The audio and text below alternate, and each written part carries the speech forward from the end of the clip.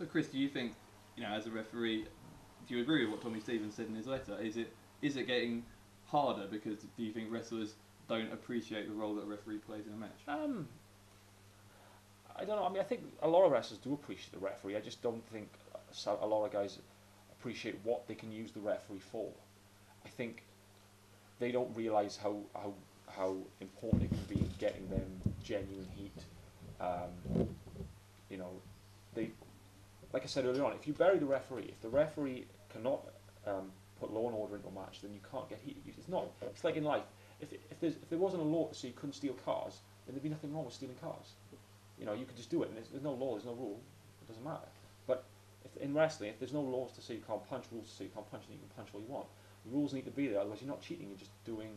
The ironic thing is, as well, is the rules are there. Yeah, exactly. That's the worst thing. It's not exactly. like we're talking about something that needs to be. No, they are there. You know, it's as fundamental as saying, "Oh, see those big metal things over there." You're saying to a football player, "You need to get the ball in that." That's, you know, the rules are already there. It's because, and you know, you got to ask yourself. I mean, the thing is as well. I mean, listen, this is deep, right? But let me throw it out there, okay? Vince McMahon desperately wanted to be a wrestler, and his dad forbid him to do it. Right now, his dad and Vince, if you read much about it, they had quite a full-on relationship, right? Wrestling was his dad's business, and Vince wanted to have it in his own way, and his dad was not happy with that taking place, and Vince bought him out in the end, didn't he? Right? Yeah. Now, Vince's dad had an agreement with the traditional people of wrestling, which Vince wanted to overthrow, and his dad said, "No, okay, this is not how we're going to do it." And Vince went against his dad's wishes. Now, I don't know if you've ever heard the Jake Roberts story, where Jake Roberts and his dad, Grizzly Smith, he wanted his dad's attention so much that eventually he's like, you know, the only way I'm going to get your attention is to take the thing that you love and make it beyond the mat and be better at it than you do and stick it up your arse. And that's what, right? Now, I'm just saying, if you look at what Vince did with wrestling, I always say in my seminars, it's one of the first things in my book, so if you really want to make money in the wrestling business, leave the community and get into the business, you have to ask yourself a real serious question. What's my motivation? I don't mean as a character, that really helps as well. What is my motivation? Why am I doing this? Okay? If you know why you're doing it, then your decisions are based on a goal that you're in control of. Whereas a lot of people do it for a reason they've not really looked at, and then 20 years later it's like, man, I've been doing this just so that I got attention from strangers or whatever it is. And you've got to think, what is Vince's motivation behind it? And that could play a part in it. He's taken a wrestling industry that worked, had rules and structure, and he's totally...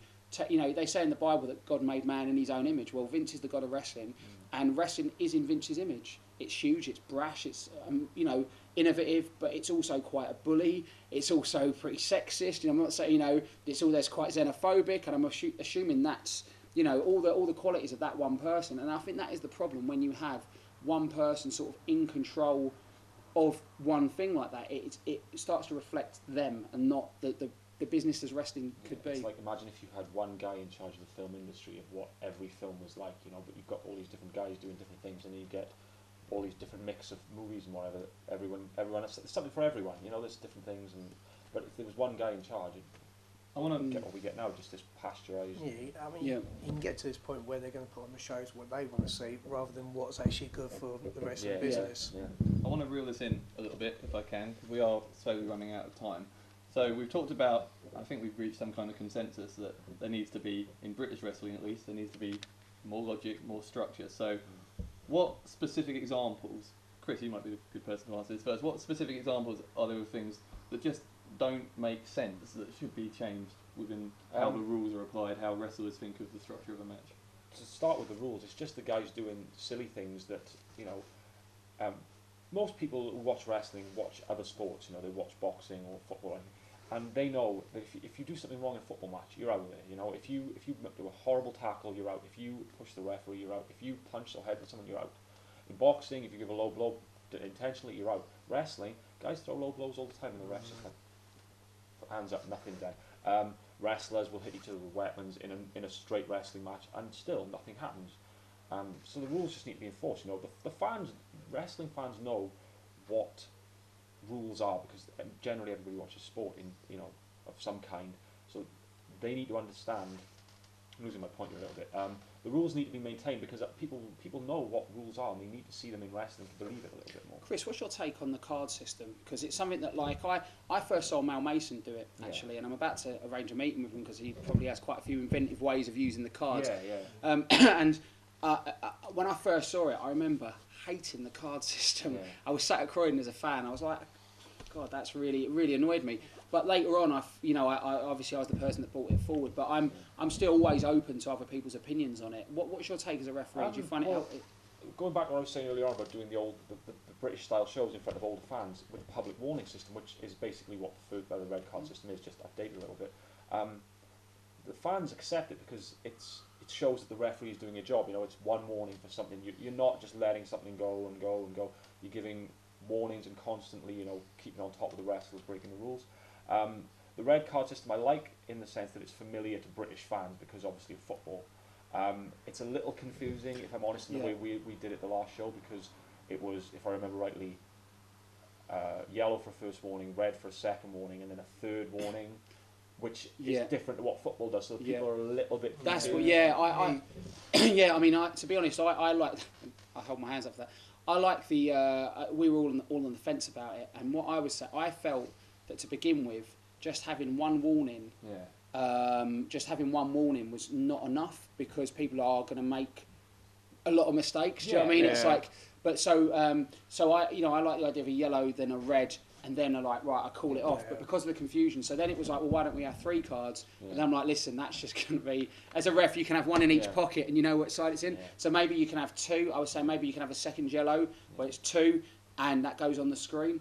I believe eventually you'd only need 2, but I mean, if we're going to bring these rules in, there's going to have to be some sort of amnesty on people making, you know, I mean, that's going to be, you know. I think it can definitely work though. I mean, obviously it's worked for a long time with the public warning system, and that does, you know, does work with the fans. It gives, you know, a sense that the referee is doing a job, and it can work. It can lead to a lot of drama as well, you know, in certain situations, with people maybe deliberately getting cards for certain scenarios, or babyfaces actually accidentally getting cards and that kind of thing. So it can lead to a lot of interesting things.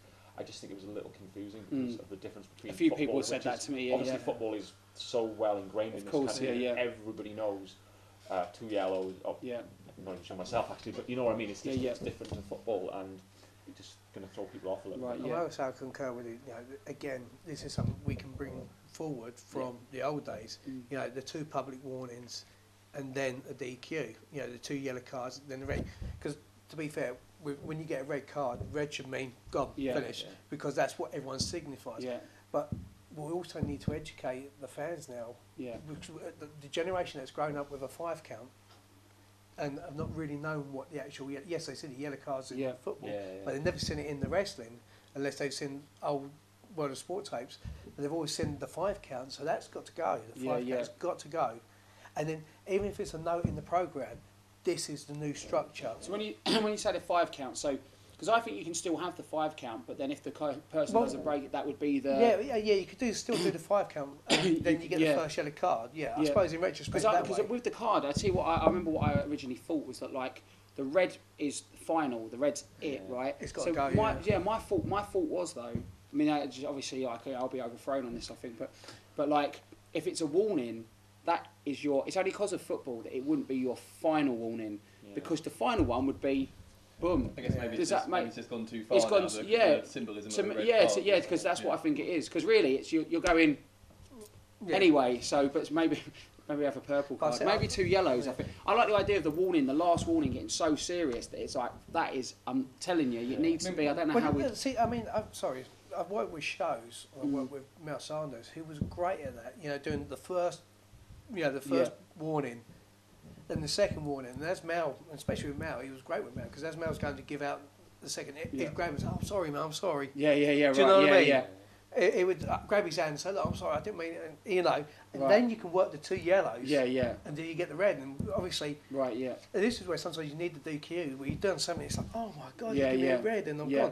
Because Mel Mason was great for doing that, and out, you know, because again, it's very visual as well. You need something that's visual,